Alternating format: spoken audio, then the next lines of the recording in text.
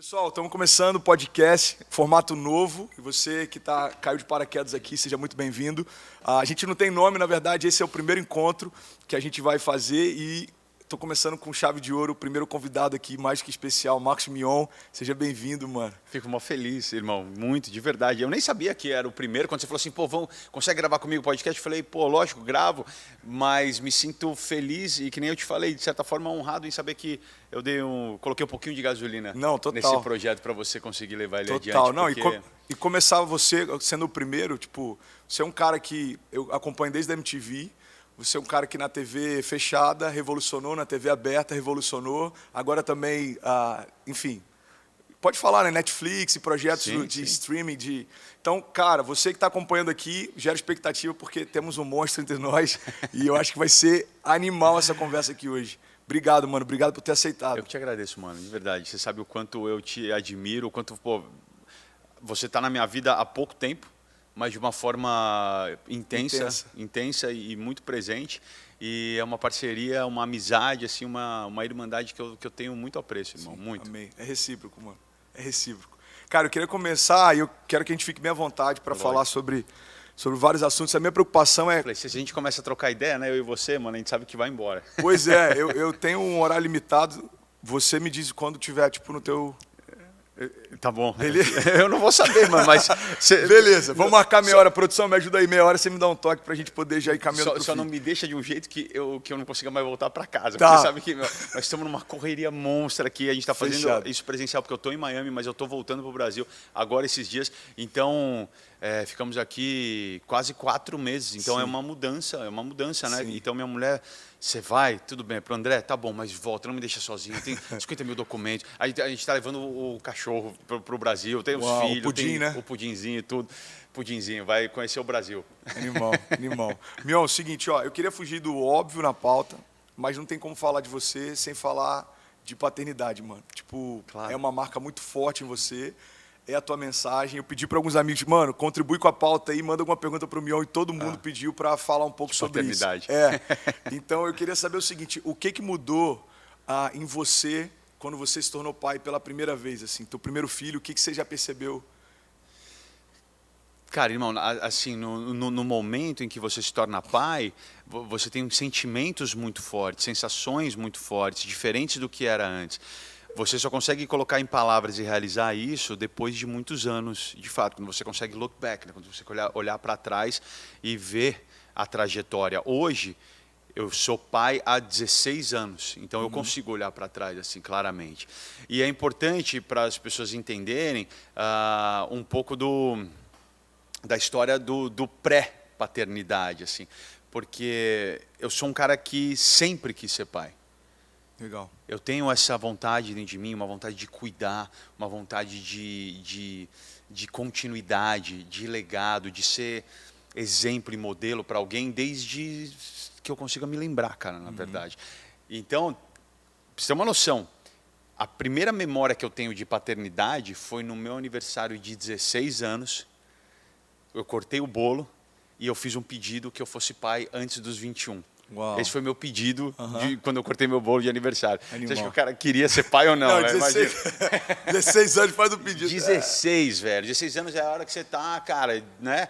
Desbravando o mundo, se conhecendo, ganhando propriedade do seu corpo, da sua independência. Sim. E eu já queria, de certa forma, não ser independente, porque quando você se torna pai, você não é independente, né? Você não é que você depende de alguém, mas é o contrário, você é alguém que depende de você. Então aquela liberdade de, pô, eu vou viajar, eu vou conhecer o mundo, eu vou fazer todas as loucuras, nunca foi uma coisa que me atraiu e eu nunca fiz, na verdade. Então, eu até brinco, a Suzana ama viajar. Eu falo, você vai conhecer o mundo, depois você me conta como é que foi, que eu fico com as crianças, não tem problema nenhum. Só manda umas fotos e me conta como é que foi. Boa, boa. Porque para mim a grande viagem, o mundo que eu quero viver e conhecer é o mundo que cabe dentro da sala da minha casa, que sou eu e minha família. Esse é o mundo para mim, esse é o universo, esse é o planeta que eu quero conhecer no mínimo detalhe, que eu quero ver todos os lados, que eu quero ter todas as experiências, assim. Os lugares, eu sei que eles são grandiosos, eu sei que eles são maravilhosos, eu sei que eles são inspiradores, assim, e eu respeito muito a Suzana, eu entendo, ela é uma pessoa que precisa dessa arejada de cultura, de lugares novos, assim. Cara, eu não. Por isso que, por exemplo, a pandemia, ter que se trancar em casa, para mim, foi o maior presente. Tirando, obviamente, todo o sofrimento envolvido. Tô bloqueando agora toda a realidade do vírus e focando apenas na questão dentro dentro das suas relações. Dentro da minha dentro da sua casa. focado exatamente nessa questão. Foi o maior presente que eu podia receber e que eu nunca imaginei que eu receberia na minha vida, porque eu sou um cara que luta constantemente desde que meus filhos nasceram para estar com eles, para estar em casa. De repente alguém fala assim, agora você é obrigado a ficar em casa. Eu falei, Deus! Tirou todo o senso de culpa de parar tudo para ter tempo, né? Obrigado!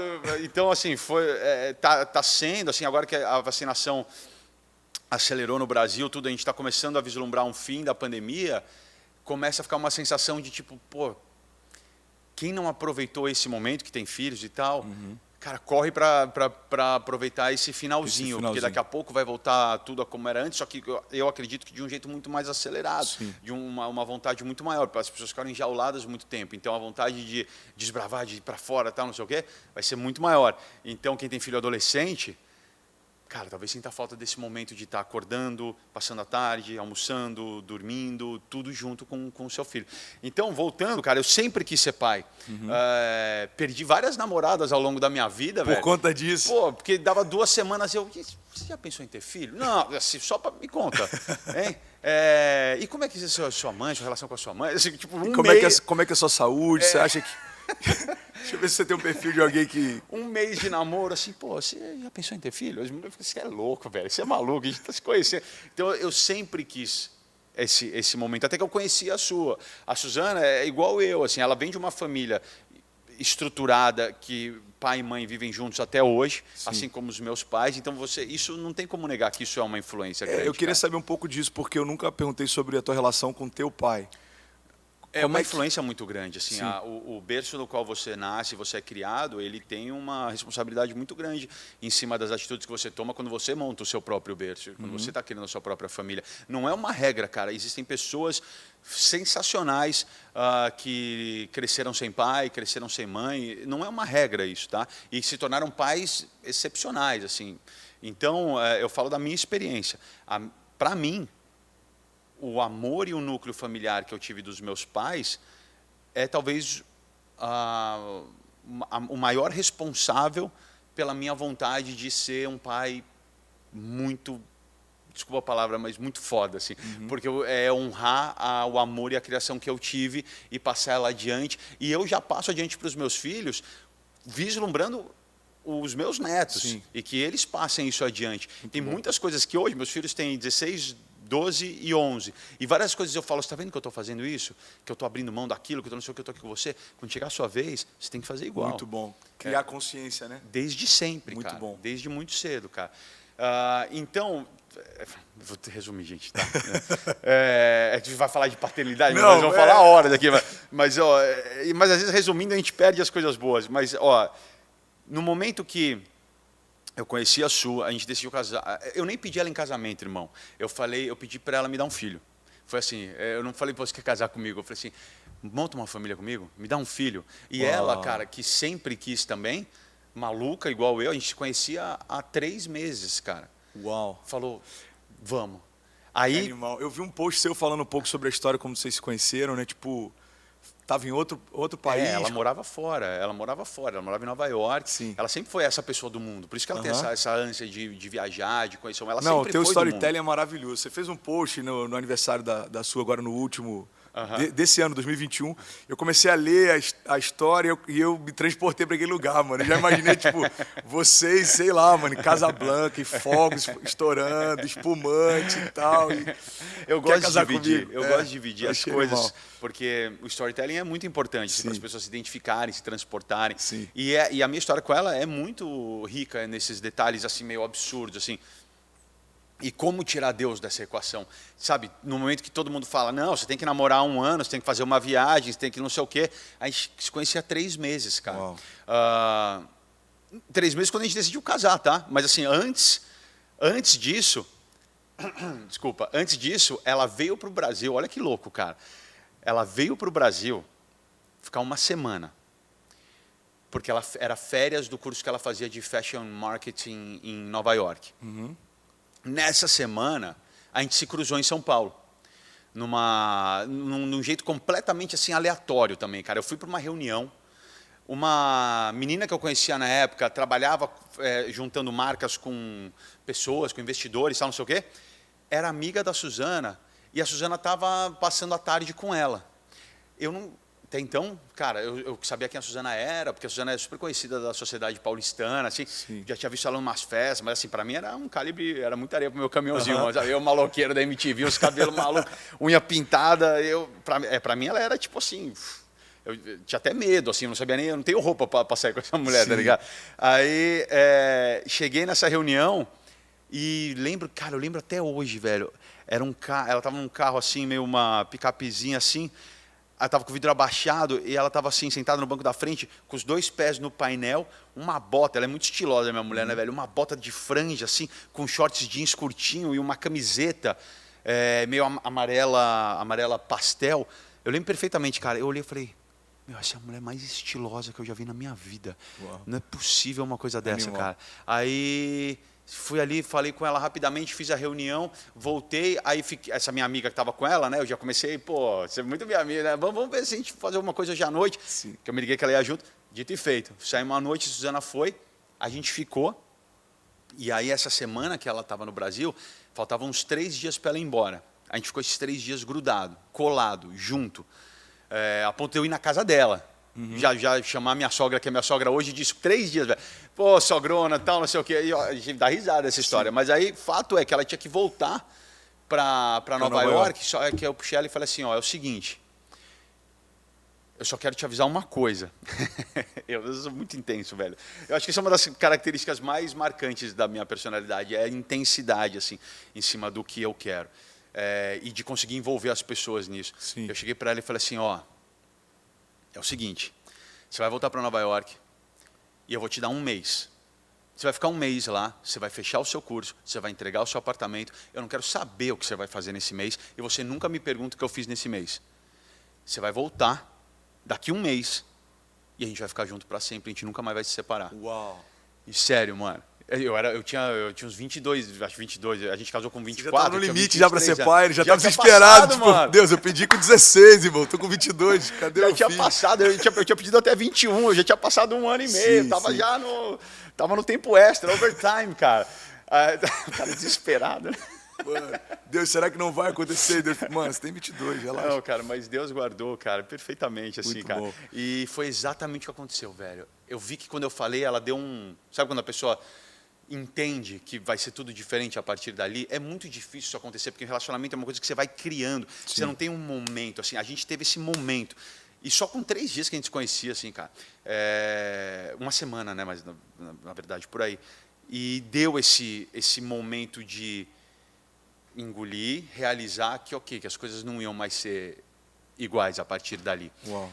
Ela voltou, fez, e o que eu tinha proclamado ali aconteceu, só que aí eu fui encontrar ela na Europa, que ela viajou para Saint-Tropez, esse lugar que eu nunca nem, mano, sabe? Eu não sabia nem chegar, velho. Ela tá em Saint-Tropez, no barco, eu falei, eu vou, vai. Pé de Ilhabela, onde é que fica essa parada? Dá para ir de pedalinho? Dá para ir. Eu tô com um caiaque aqui, te encontro aí. Aí eu fui, a gente ficou 1 mês viajando, aí foi o tempo que deu esses 3 meses, aí eu cheguei para ela e falei assim, vamos ter um filho? E ela falou, vamos. Mano, aí... é muito animal isso. Eu nunca ouvi de ninguém, tipo, meu pedido de casamento foi pedido um filho, tá ligado? Foi, velho. De tanto que eu queria a minha família, de tanto que eu queria ser pai, e de tão forte que foi o meu encontro com ela também, assim, sim, sabe? E eu agradeço a Deus, cara, e Deus, assim, sem dúvida nenhuma, porque eu tentei, velho, antes, e não deu certo nessas coisas que as mulheres fugiam, não sei o quê. Eu tinha essa vontade de ter um filho independente da família. Uhum. Isso aconteceu muito, assim. E eu tinha uma cabeça meio aberta em relação a isso. Não importa eu ter o filho, pode ter com uma amiga, a gente cria junto, tal, não sei o quê. Hoje, não prejudicando ou querendo falar mal de quem tem uma relação, sim, assim, porque que nem eu falei, velho, não existem regras. Sim. Eu estou falando da minha experiência. A minha experiência de vida hoje é que antes de você ter o filho, você tem que ter a base desse filho, sim, você tem que ter a sua parceira, você tem que ter a pessoa com quem você vai criar essa criança e essa família. Isso é muito importante. E graças a Deus, Deus cuidou para que eu não tivesse dado certo antes. Aconteceu na hora certa, com a pessoa certa. E a partir daquele momento, irmão, respondendo agora diretamente a sua pergunta, eu era um cara muito egocêntrico. E, cara, não tenho vergonha nem problema nenhum de falar isso, porque quando você é moleque, você é jovem, você está lutando dentro de um mercado que você, na verdade, um mercado que está pronto para te cuspir, que você tem tudo para não dar certo, que era eu entrando na televisão e correndo atrás dos sonhos que eu queria, você tem que ter essa banca, você tem que acreditar em você. Você tem que saber que você vai vestir uma roupa todo dia, que é uma roupa à prova de qualquer coisa que possa te derrubar. E, muitas vezes, essa roupa ela vem na forma de confiança, de egocentrismo, de você cuidar do seu, focar na sua carreira. Eu era muito preocupado em fazer as coisas darem certo para mim, porque eu sabia onde eu queria chegar, eu tinha todos os meus objetivos já bem claros para mim. E no início da corrida, velho, é aquela hora que os carros todos saem, entendeu? Os carros estão todos saindo ali, aquele um pega para cá, para lá, outro fecha, faz o quê. Depois que a corrida se estabelece, tudo bem. Mas na hora da largada, todo mundo querendo irmão, garantir posição, né? é aquela cotovelada para cá, para lá. E eu estava nessa. Eu queria fazer minha marca, eu queria ser relevante dentro do meu mercado e do meu trabalho. Então, eu não tinha foco para nenhuma outra coisa. Aí muita gente já me fala assim, pô, mas então não era hora de você ter um filho, né? E aí eu falo, não, pelo contrário, cara. Pelo contrário. Eu sou defensor de filho, cara. Eu sou defensor de família, da estrutura familiar sempre, cara. Eu até brinco, eu falo assim, meu filho é que nem pizza, velho. A hora que chega, sempre chega bem, mano. Ninguém reclama, velho. Ninguém reclama, irmão. E é universal, né? Pode ser em qualquer lugar do mundo. Pô, tá ótimo, velho. Sim. Porque eu, de fato, acredito que a responsabilidade da paternidade, e aí eu digo aquele primeiro momento, sabe, irmão? Quando é um bebezinho, assim, um mini ser humano, 100% dependente de você. E a gente sabe que a raça humana é a única raça que nasce completamente helpless, vulnerável ao extremo. Se não tem o cuidado, se não tem o carinho, morre, não sobrevive. Né? Os outros animais, eles meio que já nascem, já saem andando, já começa a comer, já mama, já vai para o mar. O ser humano não faz nada disso. É uma fragilidade, é a maior fragilidade dentro da natureza. Muito bom.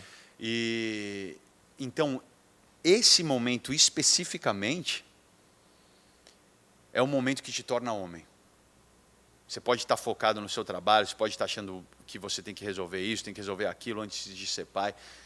Só que eu garanto que no momento que você entende essa responsabilidade, todo o resto vai funcionar, porque você vai virar um cara muito mais forte, você vai virar um cara mais focado, você vai virar um cara mais determinado, você vai virar um cara que tem empatia.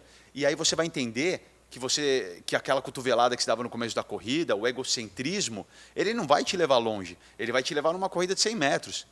Mas ninguém vai chegar no final da corrida dando cotovelada sozinho, sendo egocêntrico. Ninguém. Só que isso é uma coisa que eu falei. Hoje eu olho para trás e eu analiso. Na época eu senti.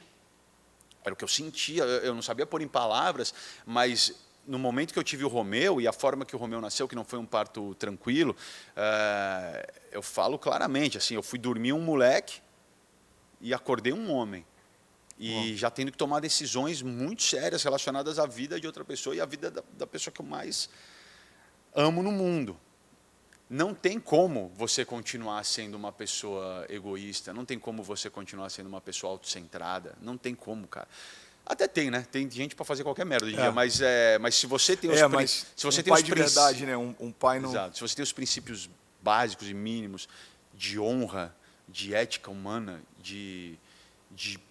aí eu falando de masculinidade mesmo, sabe? De ser um provedor, de ser um cara que cuida, de ser um cara que sabe o seu lugar, a sua importância, ser um modelo, ser um exemplo e prover e cuidar, não tem como você não mudar naquele momento que você pega aquele bebezinho 100% dependente de você, sua esposa ali do lado, não esposa, enfim, a mãe do seu filho ali naquele momento onde ela fez o dela, cara. Mulheres são leoas, cara. Parto é uma coisa parto é uma coisa transcendental, assim, uma coisa que une a gente, assim. E, pô, você falou uma coisa que também que blow my mind, cara, quando você falou assim que é o que mais nos aproxima de Deus, Sim. porque fazemos a nossa imagem e semelhança, Sim. a criança e o filho, e é realmente um poder divino de você criar uma vida, cara. Deus nos deu a oportunidade de a gente criar uma vida, só que para nós não depende nada da gente, cara. Sim. Durante a gestação, a gente é um móvel de apoio, cara.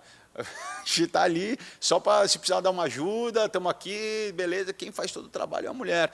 Então, no momento que nasce, agora deixa eu entrar agora em campo, comigo. cara. Agora deixa comigo, irmão. Agora é minha vez, cara. Agora eu vou cuidar de todo mundo.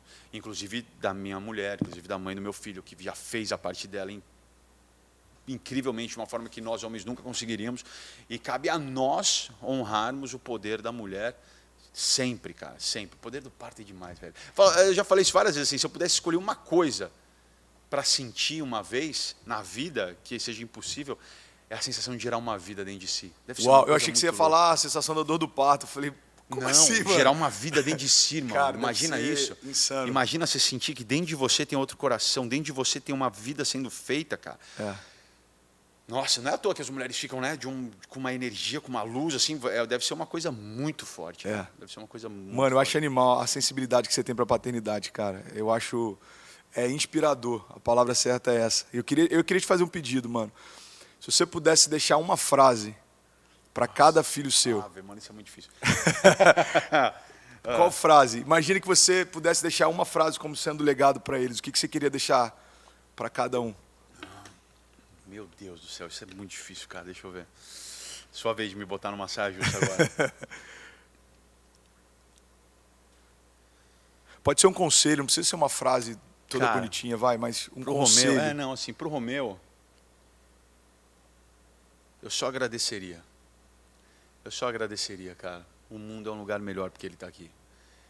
Ele e todos os autistas e todas as pessoas que têm qualquer forma de... que fazem parte de algum espectro, que tem qualquer tipo de diversidade. Cara, se só existisse a cor verde no mundo, o mundo seria um lugar muito sem graça. Sim. O mundo ia ser um lugar limitador, ia ser um lugar opaco, ia ser um lugar sem evolução, ia ser um lugar monótono, ia ser um lugar destinado a nada, a morrer. A diversidade traz todas as cores. Nós somos seres diversos. A nossa diferença é o que faz a gente evoluir, é o que faz a gente entender, é o que faz a gente mudar os nossos princípios, é o que faz a gente virar as nossas chaves que estavam lá tão estabelecidas há tantos anos. Pô, mas como assim? Espera aí. Existe outra forma de pensar? Existe outra forma de agir? Não é a minha não é a única? Então a dele é pior. Não, não é pior. É igual, só é diferente. Não, então peraí, então eu preciso entender que mundo é esse. Aí você vai desbravando mundos ao seu redor que existem. Irmão, existem. As pessoas que acham que são soberanas ou que qualquer espectro, transtorno, deficiência que tem ao seu redor é menor, não sacaram a vida ainda, cara. Sim. Não perceberam ainda. Eu vi uma analogia, é um ditado, eu acho, né? Oriental, que eu achei animal. Que eles dizem o seguinte: no final de todo jogo de xadrez, independente se é o peão ou o rei, as peças voltam para a mesma caixinha. Volta tudo para a mesma caixa. E eu falei, mano, é isso. Exatamente. Porque cada um tem as suas características, né? Mas estão todos no mesmo tabuleiro. E o jogo só funciona quando estão todos em suas posições, todos dando conta da sua função, cara. Sim. Então, cara, o Romeu agradeceria demais. Eu acho que o mundo é um lugar melhor com ele. E falaria para ele que, cara, ele não tem limitação alguma. Ele é uma luz na vida de todos. Ele se qualquer um algum dia quiser botar ele para baixo, ou quiser dar a entender que ele é incapaz de alguma coisa, ou que ele é inferior em qualquer aspecto, é para ele entender que isso é só comprovação do quão superior ele é. Porque, como a gente estava falando, o que é diferente às vezes causa uma certa recusa, causa uma dificuldade de aceitação. E o Romeu é diferente, só que ele é 1000 vezes melhor que nós, irmão. Ele é muito melhor. A gente fala tanto do amor Cristo, né? E eu não, cara, titubeio em dizer que se tem um amor no mundo que se assemelha ao amor de Cristo, é o amor dos autistas. Uau. Porque é um amor, velho, puro. É puro. É puro, cara. É um amor que sai do coração assim, ó. Ele não pensa, será que eu vou falar isso? Será que vai acontecer aquilo? Será que eu vou me resguardar? Será que eu vou ter vergonha? Será que eu vou ter medo? Será que a outra pessoa vai entender? Ele não está nem aí, cara. Ele não está nem aí. Tipo assim, a gente vai pegar pegar um carro no manobrista. Ele fala com todo mundo, cara. Ele fala não sei o que com o manobrista. Obrigado de trazer meu carro. Ele fala, obrigado você, tal, não sei o que. Aí ele para, olha pro cara e fala assim, eu te amo. Os caras ficam meio desconcertados assim, cara. É um amor, irmão. Assim, é o amor mais forte e mais puro que a gente tem na Terra. Por isso que eu falo, é o amor que mais se assemelha ao amor de Cristo, assim, sem dúvida nenhuma. Óbvio que tem todas as características do autismo, e uma das características é que os sentimentos são muito intensos. Da mesma forma que ele sente esse amor desmedido... Sem filtro. Acho que talvez sem filtro seja uma boa... Cara, pensa uma fonte assim, sabe, tipo aqueles geyser, assim, né, que sai da terra. Pensa uma fonte pura de amor saindo assim. Agora pensa que essa fonte de amor virou uma pessoa. É meu filho, cara. Uau. Juro. Mas eu falei, com as características do autismo, também quando ele sente medo, quando ele sente angústia, quando ele sente raiva, também vem sem filtro, vem com força total. Essa é uma das características do autismo. Então, só para as pessoas entenderem que não é um mundo cor-de-rosa, não é um castelo da Disney constantemente. O amor, mas depende muito dos pais, né? Depende muito da paciência, do carinho, da dedicação que você tem. Então, a gente vive tranquilamente, assim, cara, sei lá, não sei nem quantificar, mas 90%, 85% do tempo com a versão amor, assim. Já passamos épocas que essa versão amor era muito pequena, porque a gente não sabia lidar ainda, a gente também estava aprendendo, não tinha um Marcos Mion para falar sobre autismo de uma forma tão acessível em nenhum lugar. Então, a gente foi aprendendo muito na base do erro e do acerto, né? Então, a gente já tivemos todas as épocas, todos os tipos. Hoje em dia é isso, cara. Então, eu agradeço muito, cara. Eu agradeço o Romeu demais por ter me dado a honra de ser pai dele, por ter me dado a honra de poder conviver com uma pessoa que exige que você seja a sua melhor versão 24 horas por dia, cara. Nunca seria o cara que eu sou.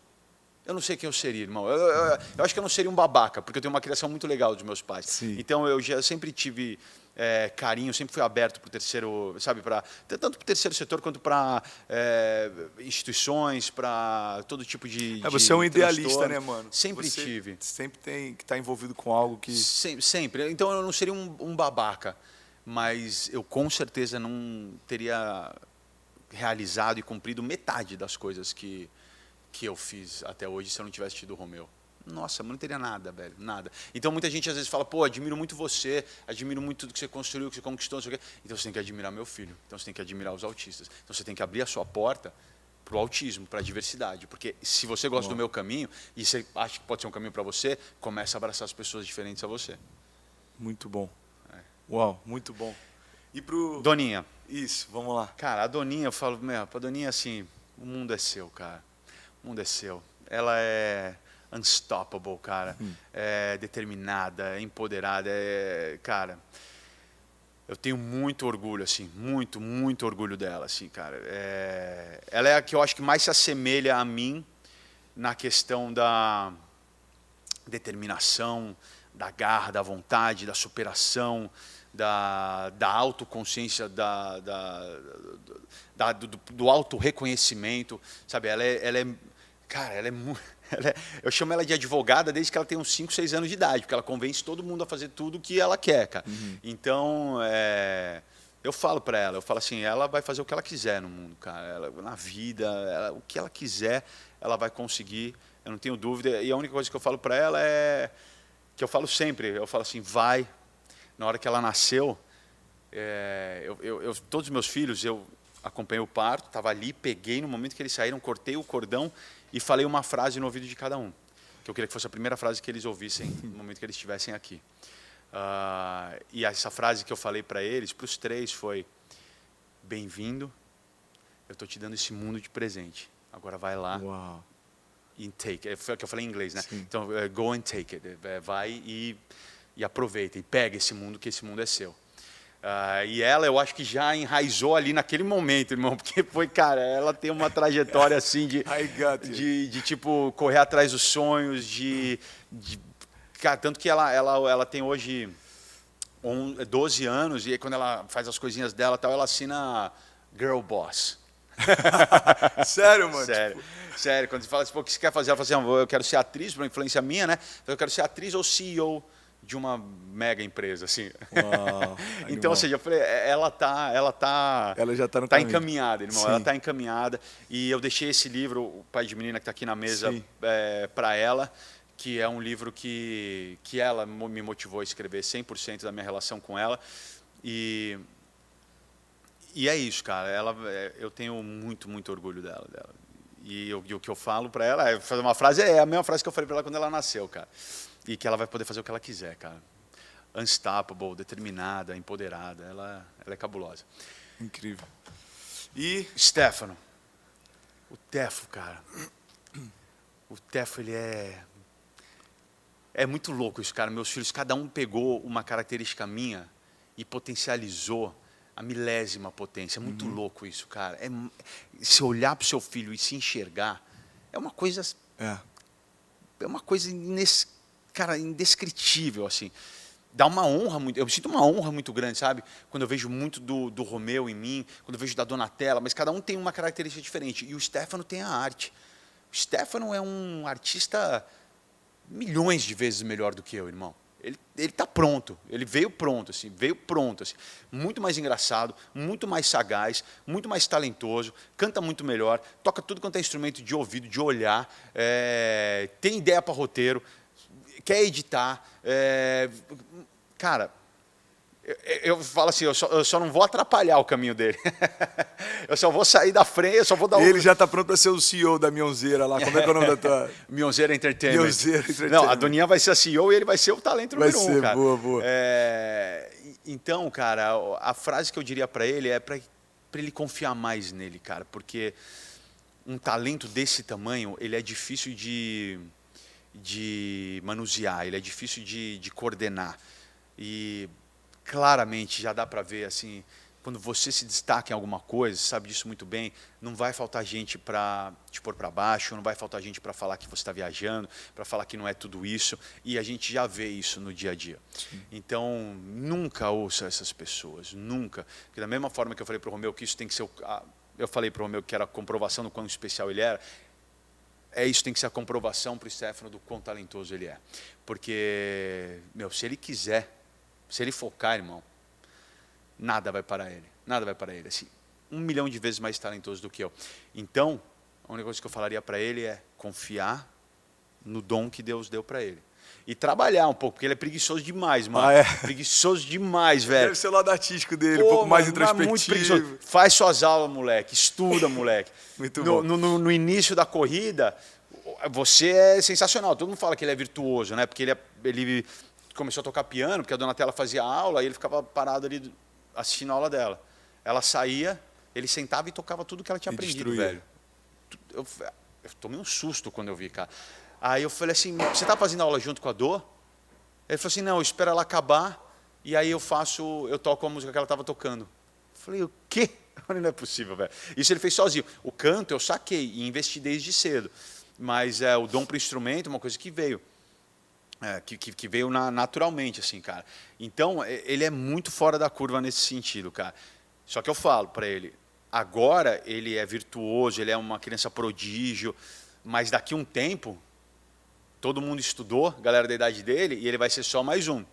Então, para ele continuar sendo esse virtuoso, essa pessoa prodígio que chama atenção, ele tem que estudar, porque ele já ganhou um empurrão para sair lá na frente na corrida, entendeu? Tem uma frase que eu amo sobre preparo, que é do Arquilo, que ele diz o seguinte, a gente nunca sobe ao nível das nossas expectativas, a gente sempre desce ao nível do nosso preparo. Putz, mano, é isso. Então, eu acho que é isso. Mano. Agora, Mion, falando sobre esse meio artístico, você acredita que existe um vazio existencial numa galera aí que está influenciando a nossa geração? Você acha que a galera artística... Quantas horas nós vamos ter? Porque, cara, a gente já viu várias vozes na nossa geração É muito difícil, mano. que... Sabe por quê? Existem situações profissionais que parecem fáceis. Essas normalmente atraem o desejo popular. Então, durante uma época, assim, antes das redes sociais, todo mundo queria ter um programa de TV. Que parece uma coisa super fácil, cara. Você só chega lá, eu consigo fazer um programa de entrevista, eu consigo fazer um programa de auditório, eu consigo fazer uma novela, é fácil. É só chegar lá, vai estar tudo pronto, você só tem que dar o texto. Então, eu lembro um tempo atrás, as pessoas falavam, eu quero ser artista. Aí, depois de um tempo, veio essa nova geração, começa, eu quero ser youtuber, porque parece fácil pra caramba. Sim. É só abrir a sua câmera e começar a falar. Agora, eu quero ser influenciador. É só mostrar meu dia a dia, mostrar as coisas que eu gosto, que as pessoas vão consumir, vão ir atrás para querer igual. Parece fácil, mano. Parece simples. Parece uma forma muito rápida e direta de ganhar dinheiro. E, de fato, para algumas pessoas, cai um raio aqui e ali, e até é. Mas, uma hora, essa bolha estoura. E sobram só os que são de verdade. Sobram só os que são bons mesmo, ou os que se prepararam para estar lá. No momento onde tudo está ainda parecendo fácil, é muito louco, cara, porque você vê médico, você vê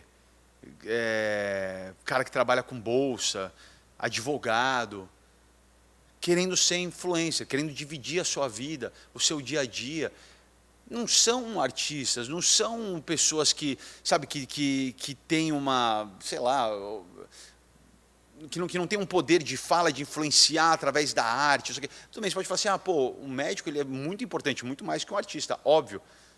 Mas o médico pode ser influente e ele pode ser relevante dentro do meio dele. Ele não precisa fazer dancinha, ele não precisa botar filtro, ele não precisa... Porque aí começa a entrar nessa questão de, parece fácil, então eu quero fazer parte desse movimento, e você perde a sua essência.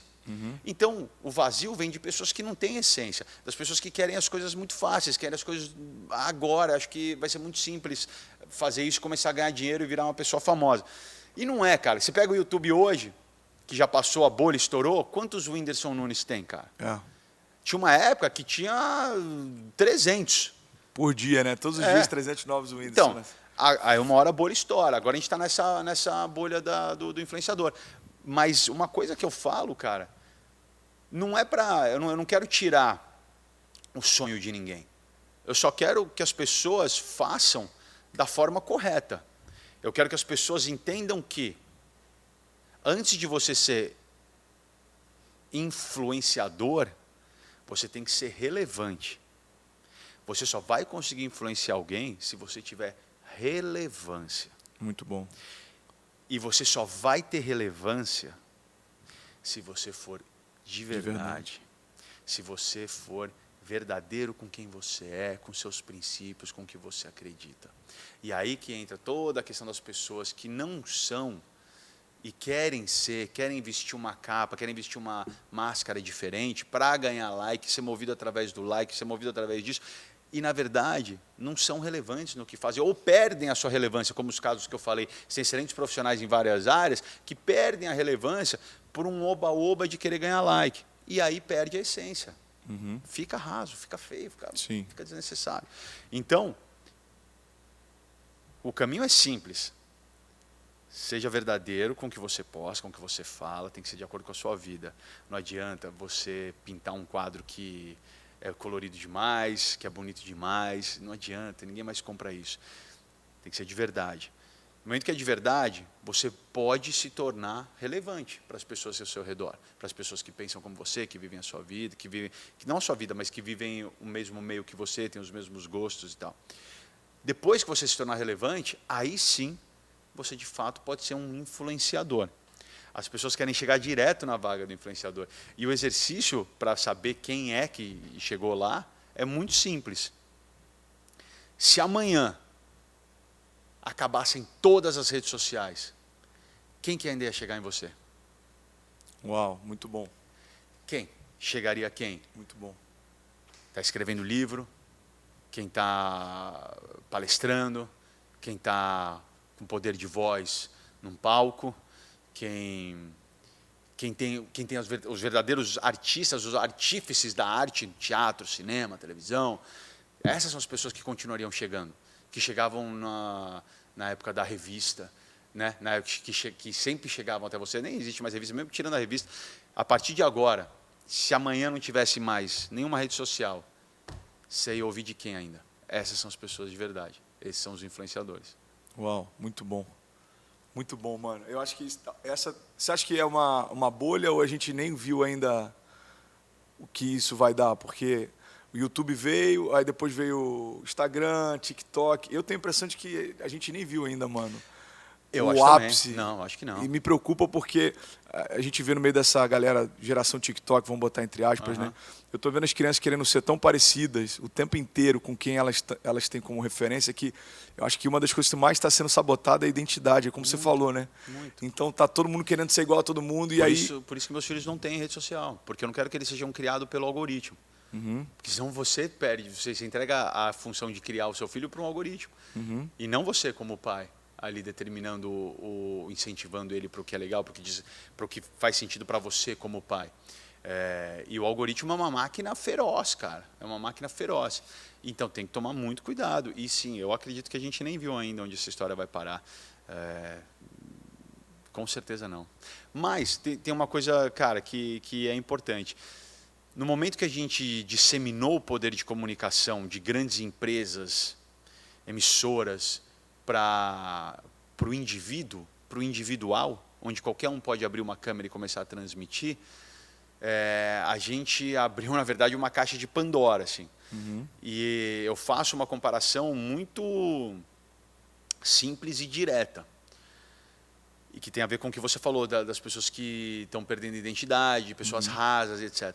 Quando você tem que criar uma coisa na televisão, e aí eu nem falo hoje em dia, para não parecer, porque hoje em dia, obviamente, eu tenho uma estrutura muito grande, mas na época da MTV, quando eu fazia os piores clipes do mundo, Sim. Nada mais cara, do que o YouTube antes do YouTube. Sim. Abri uma câmera, eu botava um clipe, uma imagem. Bom, hoje em dia tem o tal do React, que é uma coisa que bomba. Sim. Felipe Neto tem milhões de visualizações fazendo React. Ele mesmo fala, meu, isso aqui, quem me ensinou a fazer foi o Mion, nos piores clipes do mundo. Sim. Virou React depois, mas foi um insight que eu tive um dia brincando com os meus amigos e eu comecei a fazer na TV.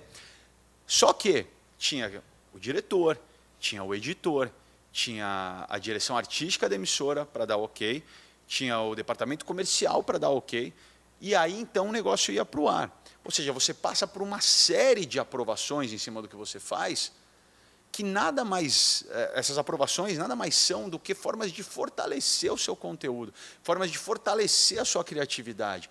Um moleque que abre a câmera no quarto, fala o que quer e sobe direto, sem uma opinião, sem alguém para dar um crivo, cara, é raso. Além de muitas vezes poder ser agressivo, poder ser bem errado. Então, tem uma diferença muito grande entre quem teve acesso à máquina de comunicação no momento da disseminação, para quem tem acesso à máquina de comunicação dentro das empresas, conglomerados, estruturas sólidas. Porque, eu dou um exemplo do Legendário, já um pouco depois, na Record. Eu tinha um diretor, que é meu irmão, cara, eu passei a amar esse cara, de tanto problema e trabalho que ele me deu, cara. Porque foi uma época que eu pedi um diretor, porque eu comecei o programa, eu era o apresentador, o diretor, o roteiro, era tudo. E foi bem quando o Stefano nasceu. E o primeiro ano de vida do Stefano, cara, se eu dei 2 banhos nele, foi muito, cara. Porque eu estava tentando imprimir e consolidar o Legendários. É uma culpa que eu levo para sempre, essa não vai ter como apagar. Até o dia que eu falei, não aguento mais, eu estou me perdendo de mim, eu estou quebrando, crumbling, eu estou quebrando, eu preciso de um diretor, porque eu preciso ficar com meu filho. E aí colocaram o Cezinha. E o Cezinha era um cara que a primeira coisa que ele falou para mim foi: eu não entendo nada de humor. E era um programa muito baseado em humor. Sim. Eu falei: isso pode ser bom, isso pode ser ruim. Vamos ver o que vai ser na prática. Na prática começou muito ruim, porque tudo que eu fazia, ele olhava e falava: tem a menor graça, cara. Eu achava ele ousado e corajoso pra caramba. Como esse cara fala assim comigo? Sabe aquele bom? Como esse cara fala assim comigo, cara? E aí eu entendi que eu tinha que aceitar o que ele estava falando, eu pedi o diretor, e eu senti que tinha alguma coisa ali. Sim. Porque eu sempre tive a noção, e é raro disso acontecer, mas é muito importante você manter próximo alguém que Sim. discorda de você, alguém que coloca em Te dúvida, afia, te desafia, que te provoca, que coloca em dúvida o seu talento, que é tão enaltecido por todo mundo. É muito importante isso. E aí eu ficava louco, cara. Aí juntava de novo os redatores. Esse cara não entende nada, você não entende nada, pô, não entende nada. Falei, mas vamos fazer de novo, cara. Muda essa piada, muda isso aqui, vamos não sei o quê, vamos criar. Blá, blá. E fazia até ele rir. E aí eu entendi, velho, que se ele estava rindo, se eu colocasse no ar, quer dizer que todo mundo ia rir, cara. Sim. Porque eu e os redatores, os malucos, rindo, ele, que não gostava de humor e não tinha experiência, rindo. Pô, agora tem um produto que pode falar com a massa, pode falar com todo mundo. Pode não ser, para alguns, a melhor piada do mundo, mas foi ok, passou. Ao invés de ser só uma coisa que causa estranhamento. Sim. Então, esse processo muito bom. Me amadureceu demais. Eu estou vivendo isso aqui na América, por exemplo. A dificuldade que a gente tem de ministrar para um brasileiro imigrante na América é que parte da comunidade aqui perdeu um pouco desse fogo que é tão comum no Brasil.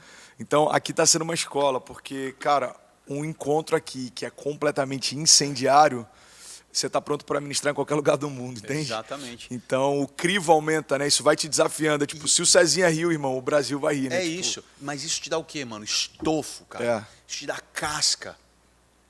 Muito bom. Que dá o quê? Te dá profundidade. Que resulta no quê? No seu conteúdo não ser raso. Sim. Então, a gente volta para a sua pergunta. Pô, essa galera, influenciadores, tão rasos, estão perdendo a essência? Tão, porque muitas vezes eles só querem surfar na onda e não querem fazer o trabalho, entendeu? Então, eu já dei algumas palestras assim, para a galera criativa que está começando a trabalhar com redes sociais. Eu falo, antes de subir seu conteúdo, divide com alguém que não tem nada a ver com você. Mostra para sua avó, mostra para sua mãe, mostra para um tio, mostra para mostra para outra pessoa e pede para ele dar opinião. Não sobe direto. Pode ter certeza, cara, que seja qual for o feedback que vier, por mais que seja difícil ouvir, porque às vezes é muito difícil ouvir um feedback negativo, né? Por mais que seja difícil, ele vai te enaltecer, ele vai te fortalecer e vai fazer seu conteúdo ficar melhor, cara. Então, essa experiência que eu tive na TV aberta, eu trago para as redes sociais. Sim. Eu trago para... Hoje, a Mionzeira Entertainment, que nada mais é do que uma geradora de conteúdo para todas as redes sociais, ela é baseada nisso. Eu tenho uma equipe que trabalha comigo, que são pessoas que me desafiam constantemente. São pessoas que eu já... Não existe mais a hierarquia eu sou o chefe e todo mundo reporta até mim. Não, até porque com a Netflix eu aprendi uma outra forma de trabalhar também. Então, essas pessoas constantemente me questionam. E eu quero que elas me questionem. Isso me faz, cara, evoluir demais. Eu tenho que argumentar, raciocinar, explicar e convencer pessoas que têm densidade de talento. São pessoas que eu escolhi para estarem comigo, porque elas são talentosas, elas têm uma densidade de talento alta, elas têm autorização para me dar esse feedback, assim como elas eu para elas. Conquistaram o direito de ser ouvido, né? Total. É então isso, eles conquistaram. Então eu não posso, de forma alguma, não querer que essas pessoas falem. Elas têm que falar. Então é um jogo que me torna muito... É um exercício mental, cara. É como se o meu cérebro fosse para academia todo dia, cara. Sim. Eu tenho que convencer essa galera, eu tenho que achar uma outra forma de trabalhar. Mano, você tem que se rodear de pessoas que não vão só aplaudir, cara. Eu acabei de... Só para terminar, isso é em todas as circunstâncias. Sim. Se você é um moleque fazendo um conteúdo, se você é uma menina querendo fazer uma coisa de maquiagem, coisa de compras, grava o vídeo e não pega só a opinião do editor. Mostra para o seu irmão que só gosta de videogame, mostra para o seu pai que acha isso uma babaquice, vê o que ele fala e depois adapta. E aí volta, você tem a risada do César, você tem a risada de todo mundo, você tem seu conteúdo vai ser bom, cara. Sim. Muito bom. Eu acabei de ministrar um mês inteiro sobre grandeza. E uma coisa que tem me desafiado muito é justamente o fato de andar com pessoas que despertaram para a grandeza em áreas que eu ainda não despertei. Exato. Então, o primeiro momento isso causa um choque, mas no segundo momento te desafia a começar a romper. Total. Então, eu converso com pessoas de diferentes plataformas, porque isso me ajuda demais. Então, eu converso com um amigo, por exemplo, que ele tem uma visão de negócio e de business que é fora da curva. Então a gente estava conversando, perdão, a gente estava conversando esses dias sobre economia compartilhada. Ele ama o conceito de economia compartilhada. E aí ele falou, cara, eu utilizo no meu business, tudo que eu faço é através de economia compartilhada e tal. E aí eu comecei a pensar como eu posso aplicar isso dentro daquilo que a gente está construindo aqui. Então, espaço multiuso, uma logística de mobilidade maior. E aí eu sento para ouvir um cara que, sei lá, esses dias eu estava tomando café e conversando com um cara do mercado de agronegócio. Mas a forma como ele entende de agronegócio, de plantação, eu falei, mano, isso daqui eu posso utilizar na minha jornada de fé em relação à semeadura. Então, andar com pessoas que desafiam a gente, despertam essa grandeza na gente, é o que leva a gente para o próximo passo, né? E que querem nosso bem, né? Porque você também, às vezes, colocar uma pessoa nessa situação, essa pessoa pode te destruir, né? Então você tem que... Por isso que eu falei a densidade de talento. São pessoas que eu sei quem são, que eu trouxe para dentro, que eu trouxe perto, que nem você. É teu amigo, você sabe e tal. E tem aquela outra máxima, né, irmão, que é o seguinte: se você é a pessoa mais bem-sucedida, mais inteligente dos seus amigos e do meio que você anda... Você é o teu limite. Muda de meio, cara. Muda de amigos. Muito bom. Mion, olha só, eu tenho 5 minutos para a gente finalizar. Eu queria que a gente falasse bem rápido sobre algumas coisas. Pode ser? Pode. Seguinte, você já pensou em desistir? Desistir? Em qualquer área. Nunca. Nunca pensou? Mas nunca. E qual que é a chave para o cara ter essa firmeza, mano? Porque desistir talvez seja um dos maiores desafios da nossa geração. Procrastinação, pessoas desistindo de sonhos, ansiedade, depressão, gente querendo desistir de tudo. Te digo, eu nunca pensei em desistir de absolutamente nada. Pelo contrário, tudo que eu faço para ser o melhor. Mesmo se eu for, agora eu quero treinar, eu falei assim, eu quero viver que nem um bodybuilder. Eu vou fazer um negócio. Eu sou um cara que acredita na intensidade das experiências da sua vida e no momento que você entende que que fracassar nada mais é do que um degrau e do que um aprendizado, você não tem por que desistir. Não tem por que desistir. Se você tem medo se você não entende que é um processo longo, aí alguns degraus podem fazer você querer desistir.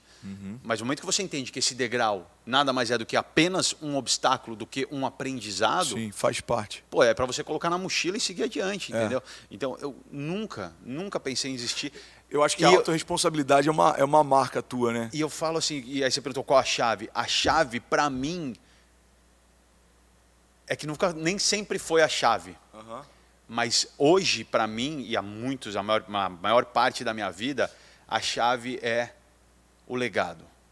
Eu sou muito movido por essa palavra. Cara, eu tenho que honrar o oxigênio que eu gasto nesse planeta, entendeu? Eu tenho que honrar a minha vinda para cá. Eu tenho que honrar o que Deus planejou para mim, o que Deus espera de mim. E eu tenho que honrar meus filhos, cara. O legado, para mim, é a coisa mais importante. É o que me faz seguir que nem um trator constantemente, aconteça o que acontecer. Sempre. Eu quero que meus filhos lembrem de mim, quando eu não estiver mais aqui, através das coisas que eu deixei. E não só de histórias que eles podem contar, mas de coisas físicas, palpáveis, um legado construído. As leis que eu consegui fazer serem sancionadas no Brasil, sabe, a arte, os livros, os programas, a criatividade, as centenas e centenas de pessoas que eu ajudei diretamente, as vidas que eu mudei, que eu toquei. Eu preciso que eles sintam esse orgulho de mim. Eu preciso que eles tenham um legado para servir de base da vida deles. Muito bom, muito bom. Eu acho que isso tem muito a ver, cara. Eu vejo essa característica de você de autorresponsabilidade. Irmão, o pai que eu vou ser depende de mim.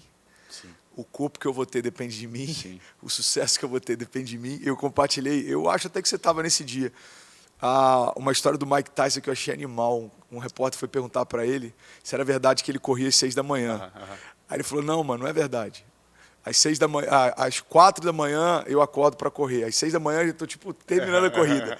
E se eu souber que algum adversário meu está correndo às 4, eu vou acordar às 3. Se eu souber que tem alguém correndo às 3, eu não vou dormir mais para não parar de correr. Então, irmão, e aí ele falou uma coisa, cara, que eu achei animal. Ele disse, porque... Aí o cara disse, mas você não é o campeão mundial, mano? Ele falou, pois é, por isso que eu sou campeão mundial. A responsabilidade de continuar no topo é minha e não deles. Exato. Então isso é algo que para mim, tá muito impresso em você, sabe? Essa alta responsabilidade de fazer história. Sim. Eu quero fazer Eu história. sou um cara, irmão, eu odeio dormir. Odeio dormir. Dormir para mim é uma perda de tempo, velho. Tem tanto livro para ler, tem tanta coisa para escrever, tanta coisa para assistir, tanta coisa boa sendo feita assim no mundo. Eu sou um cara que eu preciso produzir. Eu preciso produzir, cara. Então, mas tudo focado no legado. E eu falo que nem sempre foi, porque antes dos meus filhos eu já tinha essa motivação em mim e eram outras coisas que me motivavam. Mas eu acho que é muito nobre como ser humano você entender que o que você faz não pode beneficiar só você mesmo. Uhum. Se você acha que a sua missão, o seu propósito, só traz benefícios para você mesmo, como a sua própria riqueza, a sua beleza, o seu status, a sua posição, tá errado, cara. Essa pessoa não entendeu ainda a missão dela, não entendeu ainda o propósito dela. Porque definitivamente um propósito e uma missão, eles fazem sentido e eles te dão aquela sensação de pertencimento, sabe? Aquela sensação de honrar a vida, porque você está fazendo algo que te beneficia, óbvio, te dá prazer, faz parte do que você está aqui para fazer, mas beneficia outra pessoa, beneficia o próximo, muito bom, mais, igual ou mais do que você. Então, deixar esse legado para os meus filhos, servir de exemplo para eles. Eu não quero nunca que meus filhos tenham a remota imagem colada no cerebelo deles de me ver desistir de alguma coisa. Nunca, de jeito nenhum, cara. Ter filho é uma coisa, velho, assim, te dá um senso de vitória, um senso de responsabilidade, assim, muito grande, assim, cara. Eu quero ser sempre o melhor que eu posso ser por eles, cara. Uhum. Por eles. Muito sempre. bom. Mion, para finalizar, relação com Deus. Sempre existiu? Teve Cara, minha relação alguma com Deus, experiência que... Não, sempre existiu. Eu sou católico, criado pelas minhas avós, assim. Então aprendi a rezar desde pequenininho. Eu lembro eu pequenininho rezando com a minha avó, assim, criancinha, mesmo sem entender direito o que era aquilo, assim. Naquela época a gente não tinha acesso a formas de encontrar Deus ou encontrar a palavra como a gente tem hoje, como que você faz, por exemplo. Era só ali a igreja tradicional católica, apostólica, romana, que não é um lugar que você consegue, de fato, cativar um jovem. Uhum. Eu sei que a igreja está mudando muito para isso, eles me convidam muito constantemente para ir trabalhar com eles, para tentar mudar isso, porque realmente não é a mesma coisa. A gente entra aqui, na sua igreja, a gente vê você ministrando, a gente consegue ver o jovem, uma multidão sendo arrematada. Na missa tradicional católica, isso não acontece, assim, isso não acontece. Mas então, aí eu tive essa criação. E, irmão, eu sempre fui um cara muito... Eu vou contar, tá? Brevemente, assim, eu prometo que eu vou ser rápido. Que são perguntas que, cara... Não, por mim a gente ficava o dia todo aqui, eu só estou preocupado com o teu horário. Senão o assunto libera para a próxima, para a segunda edição. Tem que entender que, assim, minha mãe é psicanalista. Minha mãe é presidente da Sociedade Brasileira de Psicanálise. Então, eu sou um cara que... eu li todos os livros na idade que eu tinha que ler. Desde Apanhador do Campo de Centeio com 14 anos. A idade que os livros mudam a sua cabeça e mudam quem você é, a sua perspectiva de self, de mundo. Tem idade que esses livros encaixam e viram chaves, né? Minha mãe me dava esses livros constantemente. Então, a ideia da igreja que me foi apresentada, ela ruiu rapidamente.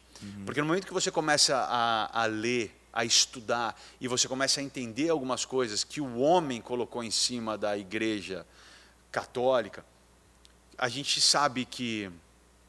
Bom, aqui a gente estava falando ontem, né? Jesus é demais, o que estraga é o fã-clube, né? Quando os homens começaram a se apropriar das leis, apropriar da palavra, a grande maioria usou em benefício próprio, a grande maioria usou para ludibriar pessoas, a grande maioria usou para abusar de pessoas. Isso eu estou falando ao longo da história, tá? Estou indo lá para trás, tá? Sim.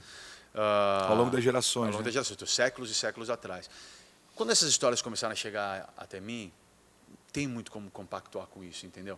Então, durante um bom tempo na minha vida, eu quis ser dono da minha própria religião. Então eu falava que a minha religião era a luz na escuridão, era o que me trazia paz, era o que me trazia conforto.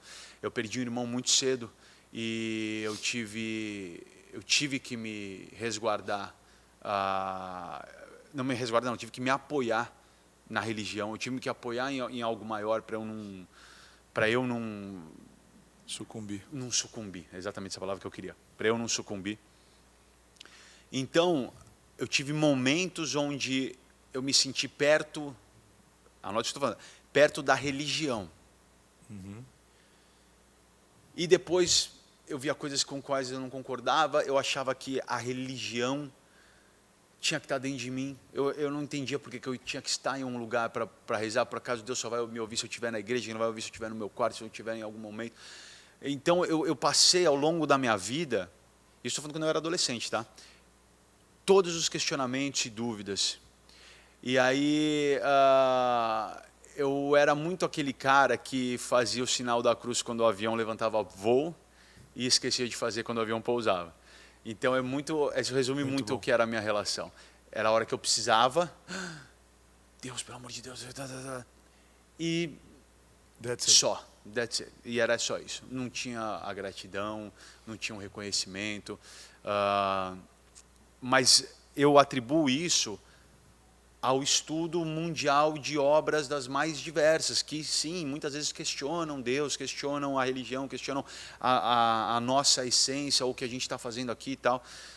O que é muito bom, na verdade. É muito bom, cara. É muito bom você poder conseguir buscar essas informações, essas inspirações dos lugares mais variados. Por quê?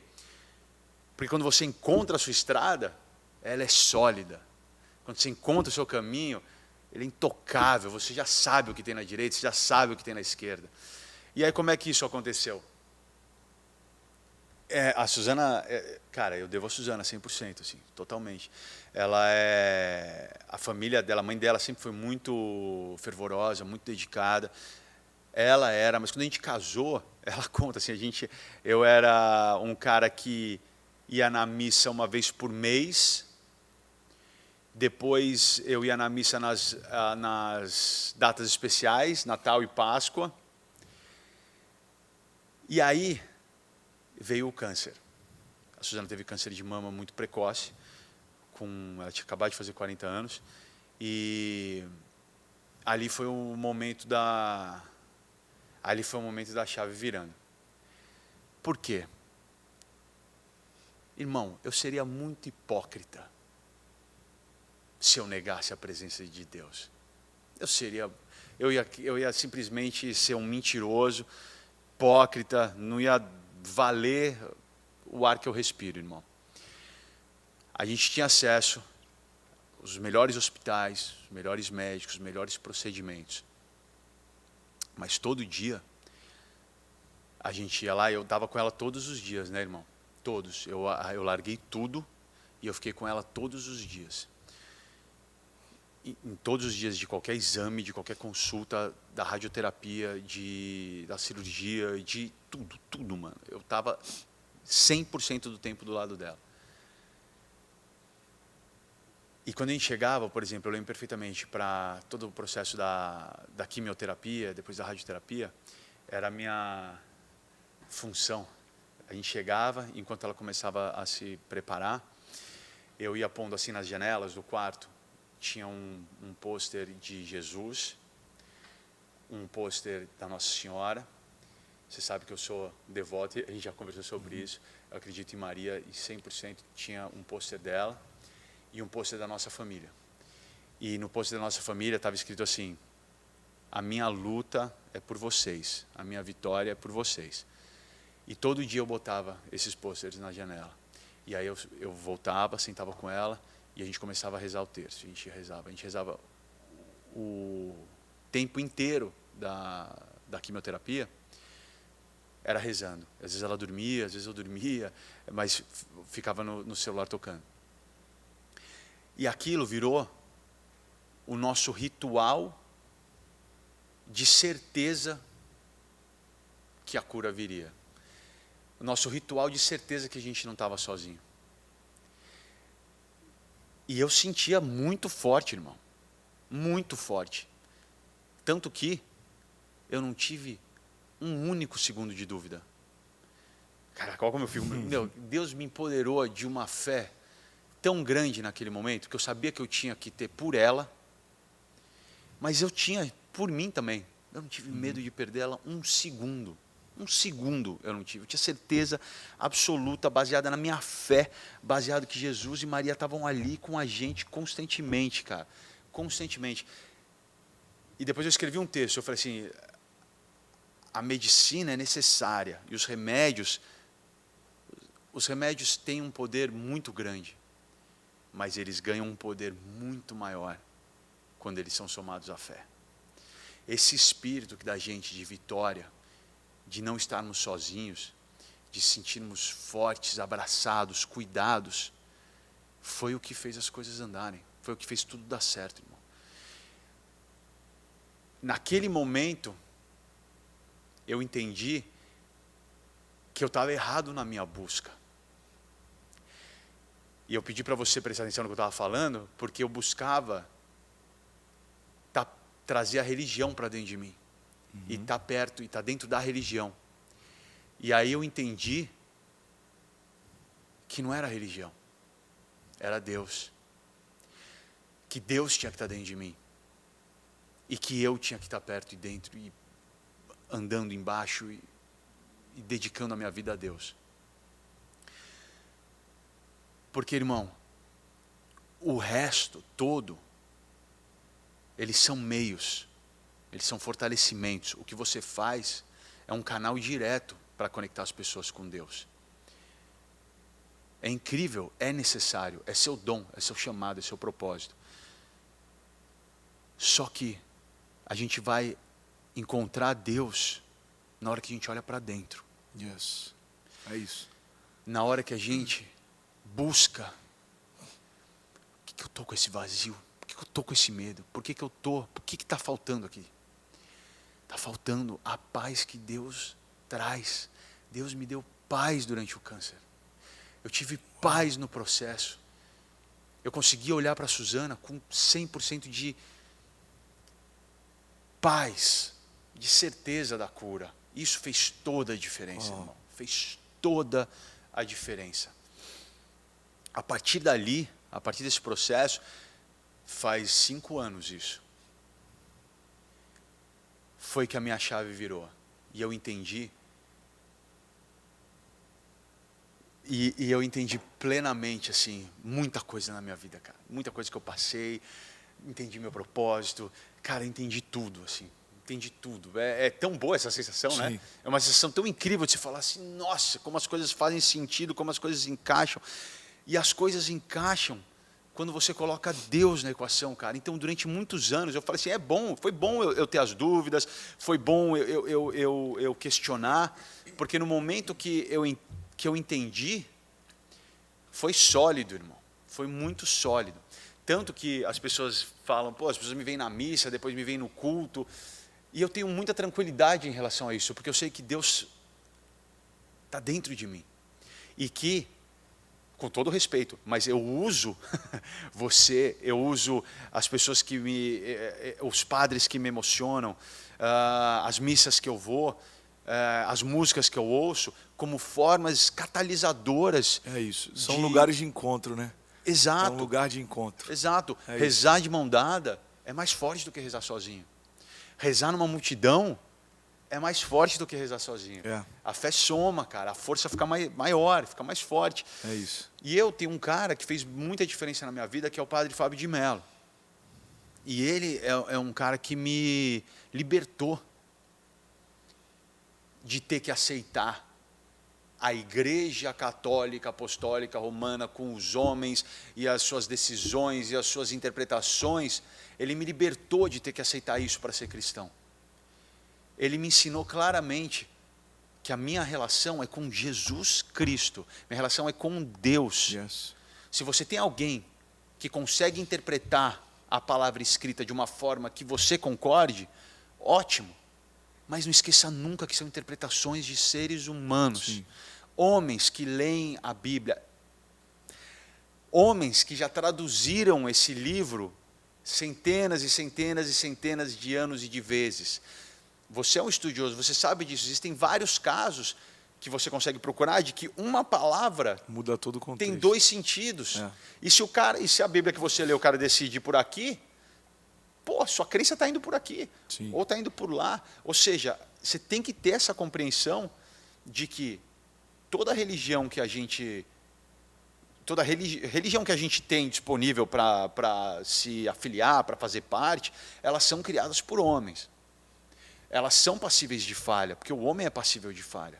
Você tem que encontrar a que você se identifica mais, a que você conhece as pessoas, a que você tenha uma confluência de ideias. Que os frutos evidenciam o que eles creem, pregam. Exato. É isso. Se você entra num lugar e você sai falando, pô, foi legal, não é o seu lugar. Se você entra num lugar e você sente o Espírito Santo descendo, mas você chora, você arrepia, você sente seu pé saindo do chão, esse é o seu lugar.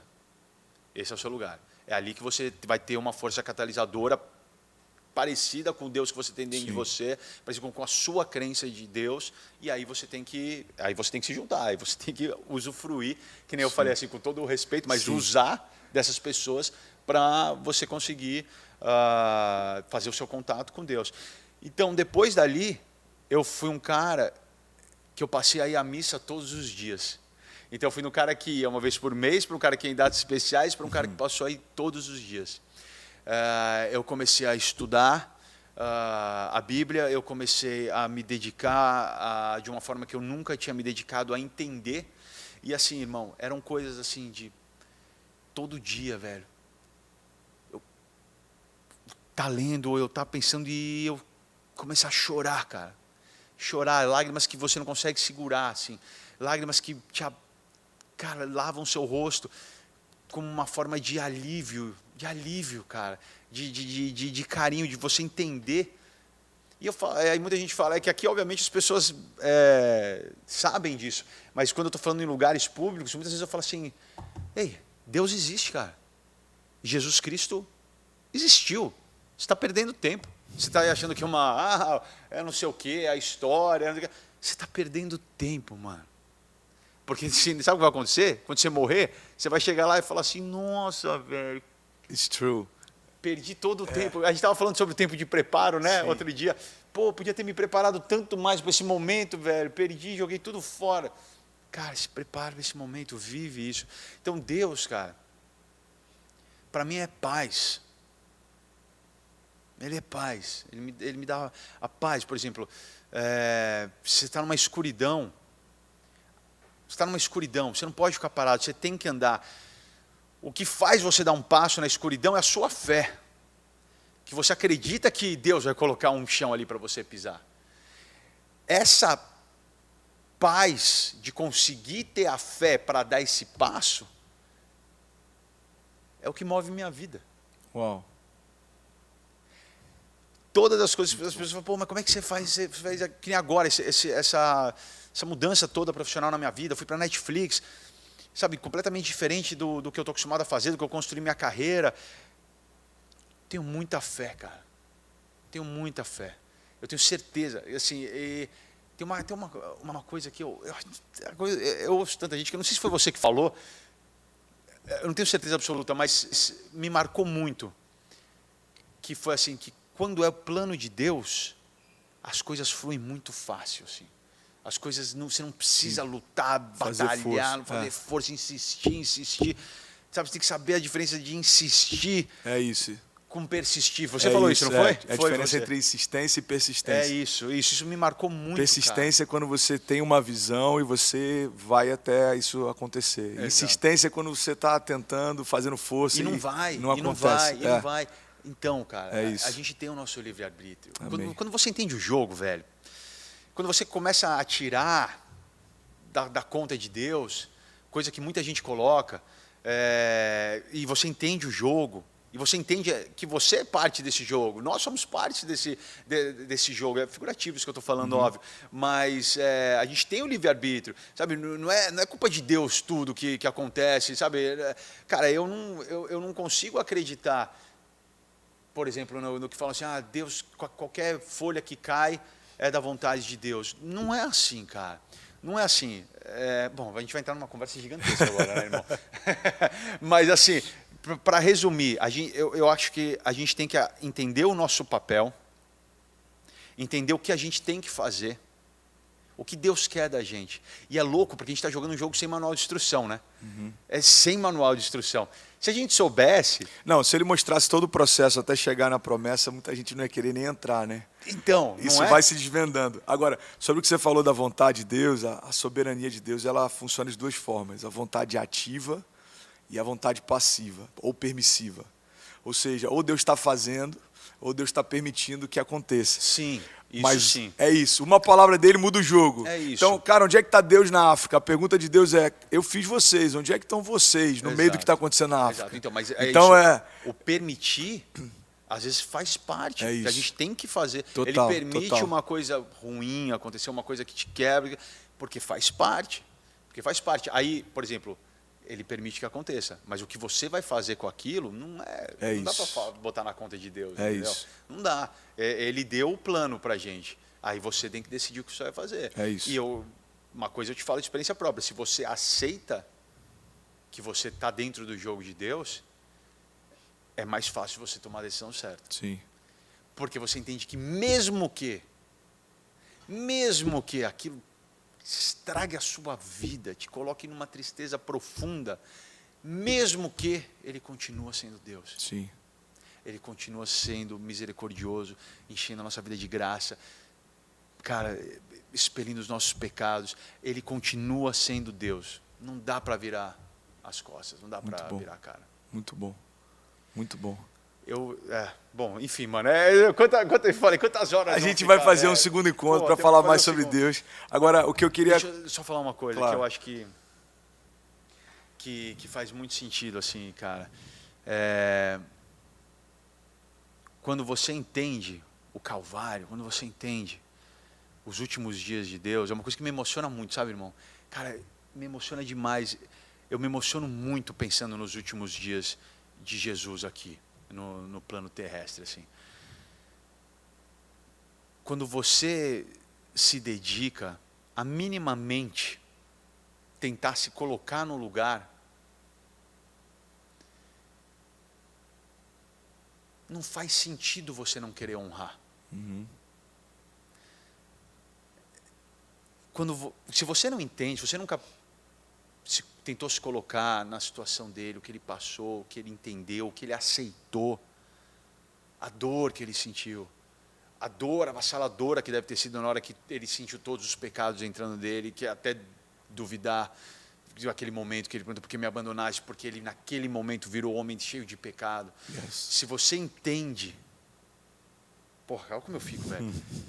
Não tem como você não falar: eu vivo por esse cara, eu vivo por essa força, eu vivo por essa energia, porque esse cara fez por mim o que ninguém nunca vai fazer. E ele aceitou, velho. Olha como eu fico, mano. É muito, sabe? É muito muito forte, forte, velho. é Não muito tem como forte. você negar, não tem como você perder tempo, porra. Não tem como você não falar: você é meu Deus, eu tô aqui, eu vou servir, eu vou seguir suas palavras, seu caminho, o máximo que eu puder. Me perdoe toda a minha humanidade que vai me fazer errar, me fazer cometer pecado, perdoa, mas eu vou sempre ter o foco de tentar honrar o que você fez por nós, o que você sofreu por nós. Muito bom. Cara, e como o nosso assunto foi todo costurado com paternidade, dentro disso que você falou, que eu acho isso muito forte. A gente vê o tempo inteiro Jesus chamando Deus de Pai. Sim. Pai, Pai, Sim. Pai. Sim. Mas quando ele recebe o pecado, ele chama Deus de Deus. Pô. Deus meu, por que me desamparaste? Porque quando o pecado entra no filho, o filho se torna pecado. Exato. E agora todos os pecadores podem ser chamados de filho. Cara, esse é o maior milagre Isso é lindo, velho. que o Evangelho Isso é tão lindo, propõe, velho. cara. E O aí- único Filho de Deus se fez homem. E ele pode morrer, né? Aí. É isso. Para que todos os homens possam ser feitos filhos de Deus. É isso, cara. É isso, Essa é a mano. mensagem. Esse momento, para mim, é o momento mais bonito, forte, poderoso de toda a história de Jesus na Terra, cara. É esse momento onde ele recebe os pecados, vira homem. É. Eu nunca tinha feito essa analogia, Sim. essa sacada que você Sim. teve agora, que é a única hora que ele não chama de pai, É chama isso. de Deus. Porque o É a cálice, humanidade dentro dele. só para finalizar, mas isso aqui, cara, isso aqui explodiu minha mente. O cálice, que ele fala, Pai, se possível for, afasta de mim esse cálice, não é a dor da cruz.